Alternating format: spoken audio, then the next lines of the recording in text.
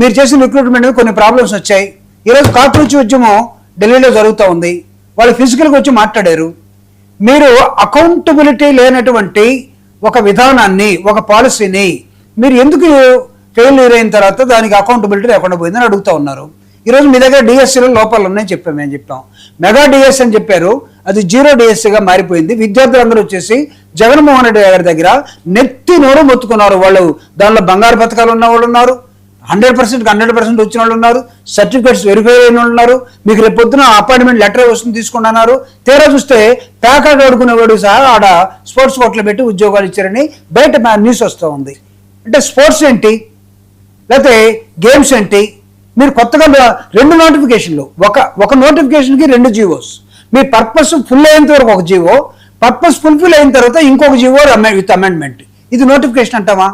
విద్యార్థులు అల్లాడుతూ ఉన్నారు, యూత్ అల్లాడుతూ ఉన్నారు, రైతులు అల్లాడుతూ ఉన్నారు, మహిళలు అల్లాడుతూ ఉన్నారు. ఎందుకో నేను మళ్ళీ మీకు చెప్తాను. ఈ రాష్ట్రంలో ఏది స్పష్టంగా ఉందని మిగతా ముగ్గురు అంటారా? ముగ్గురు మాత్రం బ్రహ్మాండంగా వెహికల్ వేసుకుని తిరుగుతూ ఉన్నారు. ఏ వెహికల్ అని మమ్మల్ని అడగద్దు. ఎందుకంటే ఎకానమీ కావాలి, పొదుపులోకి వెళ్ళాలని ప్రధానమంత్రి ఒక మీటింగ్ పెట్టి ఆయనకున్న కాన్వాయ్ని 2 తగ్గించుకుంటే వీళ్ళు మా కాన్వాయ్లో 2 తగ్గిస్తున్నాం అంటే ఎన్నున్నాయి చెప్పరు. ఆయన మొత్తాన్ని తీసేసి 2 తగ్గించుకుంటే వీళ్ళ కాన్వాయ్లో 2 తగ్గిస్తున్నారట. అంటే 10 ఉంటే 2 తగ్గిస్తున్నారా, 20 ఉంటే 2 తగ్గిస్తున్నారా? ఇది ఎకానమీ అయిపోయింది. తర్వాత ఎవడు ఐ థింక్ ఎవరు గమనించినటువంటి విమానం వాళ్ళు వేసుకునేటువంటి వెళ్ళిపోతా ఉన్నారు. ఒక్క 4 నెలలు ఆగండి. ఈ రాష్ట్రంలో, ఈ దేశంలో, నా రాష్ట్రం కూడా దేశంలో చెప్తున్నా, మీరు తీసుకున్నటువంటి కూటమి తీసుకున్నటువంటి రాంగ్ పాలసీస్ కోసం ప్రభుత్వాలు లేవు. ఇక్కడ ఏదో నడుస్తూ ఉంది, ఎవరు లేకపోయినా కొంతకాలం నడుస్తుంది. కానీ అధినాయకుడు అంటే ఒక ఉండాలి. కాబట్టి డెమోక్రసీలో ఒక ప్రధానమంత్రి, ఒక ముఖ్యమంత్రి ఉంటారు. దీన్ని పెట్టుకున్నాం.